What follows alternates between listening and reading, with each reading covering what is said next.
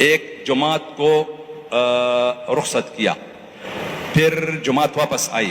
یہ حضرات کے زمانے کی بات ہے. مفتی کفایت اللہ صاحب رحمۃ اللہ علیہ، مولانا حسین احمد مدنی رحمۃ اللہ علیہ، یہ ایسے حضرات کی بات. جماعت کو رخصت کیا، پھر واپس آئی، پھر کارگزاری، یہ سارے بیٹھے ہوئے تھے. تو ایک بھائی پہچان والے، اس میں مولانا نے، شاید مولانا حسین احمد مدنی رحمۃ اللہ علیہ نے ایک سے پوچھا کہ سے روزہ لگایا؟ جی لگایا. تسبیحات پوری کرتے رہے؟ تو اس نے کہا جی کون سی تسبیحات؟ اور انہوں نے کہا انا للہ و انا الیہ راجعون. سے روزے میں گیا اور اس کو معلوم نہیں ہوا کہ تسبیحات، یعنی یہ فکر کہ یعنی سے روزہ صحیح نہیں لگا. تو زبان پر ایک بات آ گئی کہ اندر جو جماعت بھی جائے تو اس کے ساتھ مفتی کفایت اللہ صاحب رحمۃ اللہ علیہ جیسے حضرات ہوں تاکہ پورا فائدہ ہو جماعت کو. یہ بات کسی موقع پر حضرت مولانا یوسف رحمۃ اللہ علیہ کو پہنچائی گئی کہ مولانا تو یہ فرماتے ہیں. انہوں نے یہ فرما دیا کہ جب پوچھ لیا خاموش. پھر کسی وقت میں سب جمع. پھر مولانا نے فرمایا کہ مولانا یوسف رحمۃ اللہ علیہ نے کہ ہم بھی یہ چاہتے ہیں کہ جماعت جو جائے تو اس کے ساتھ مفتی صاحب جیسے حضرات ہوں تاکہ پورا فائدہ ہو.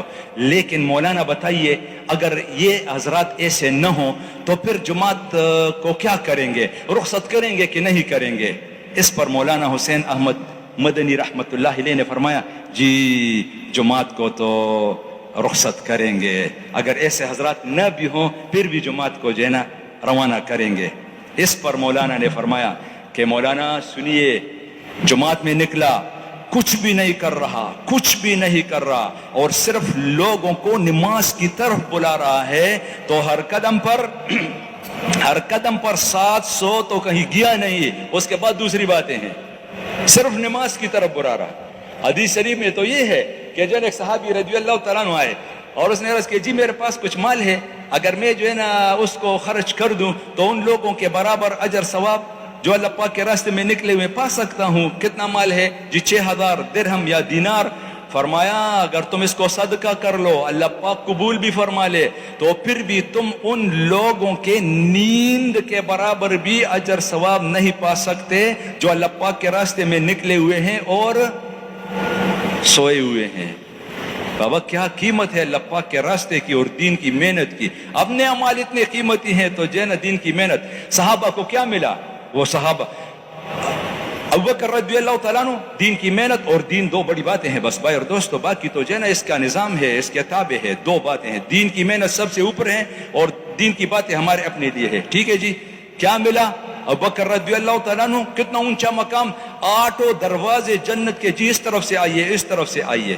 سعد بن معاذ رضی اللہ تعالیٰ عنہ سناتے رہتے ہیں، وہ مقام ہے اس کا، ہمارے لیے نمونہ ہے انشاءاللہ. اس سے بھی جو ہے نا حاجی صاحب رحمۃ اللہ علیہ فرمایا کرتے تھے بات ایسی کرو کہ لوگوں کے جذبے بن جائیں. راتوایا کم خوازو زجزو جو تیار مقال دا پارم تیار ما کم خواوی دا سر تیار ما جذبے بناؤ. تو سعد بن معاذ رضی اللہ تعالیٰ 5 سال صرف مسلمان رہے ہیں. اس کے بعد وفات پا گئے. جب ایمان لے تو 5 سال، بس 5 سال کیا عرصہ. لیکن مقام کیا ملا؟ جب وفات پا گئے تو اللہ پاک کا عرش بھی جھوم اٹھا. اس زنگے دلو دا اللہ پاک عرشم داغ دا مرگ پا خوشحالی کیا. کم مقام دے فرشتہ راغلا خبر ورکل نبی علیہ السلام تا سوک وفات شروع.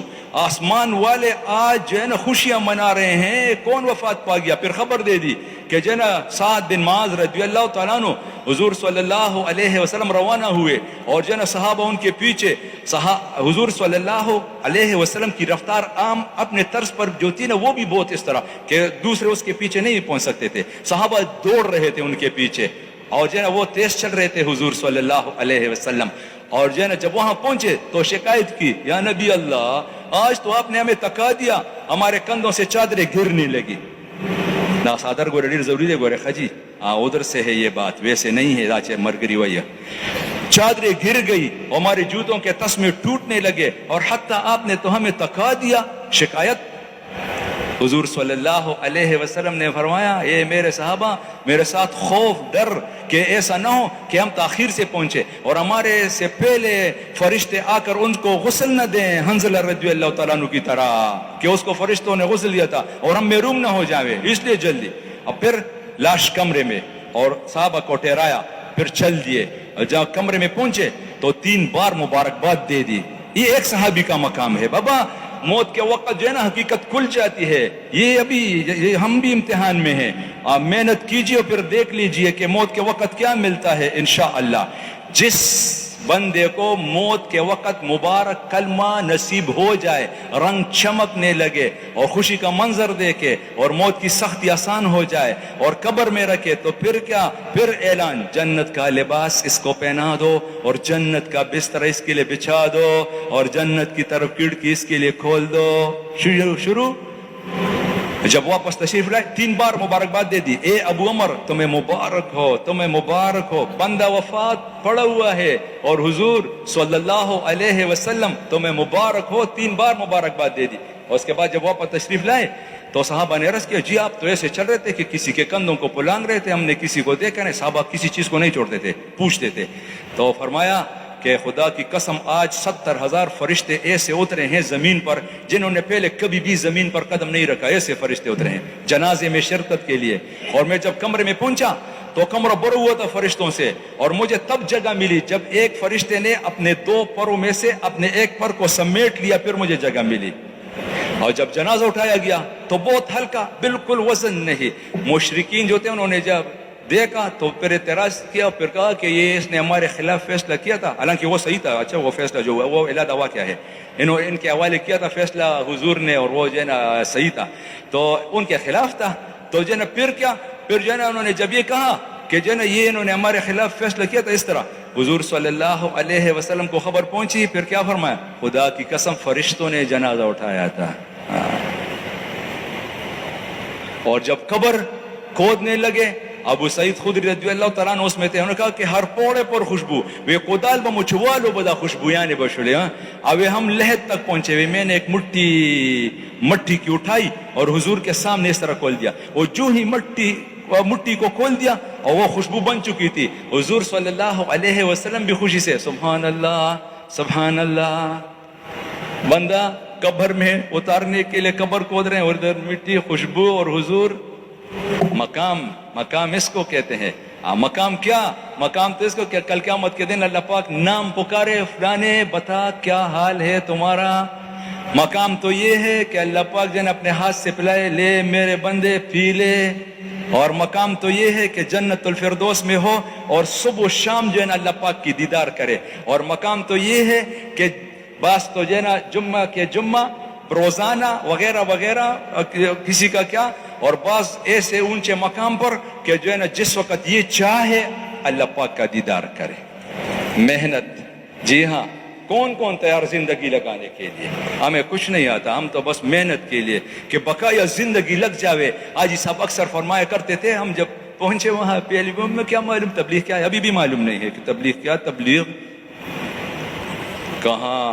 جی ہاں، نبیوں والا کام، حضور صلی اللہ علیہ وسلم والا کام ہم تو بگاڑنے والے ہیں. جی ہاں، مولانا یوسف رحمۃ اللہ علیہ سے ایک میواتی بابا نے کہا، مولانا یوسف آپ تو ابھی بہت بڑے بزرگ بن گئے، آپ بہت بڑے بزرگ.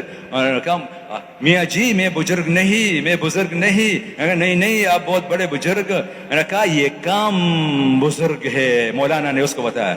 اچھا پھر اس نے کہا، مولانا نے اس کو سمجھانے کہ اچھا یہ بتاؤ کہ اگر میں تبلیغ کا کام نہ کروں تو پھر تم مجھے بزرگ، پھر آپ کاہے کہ بزرگ ہیں جب تبلیغ کا کام نہ کرے.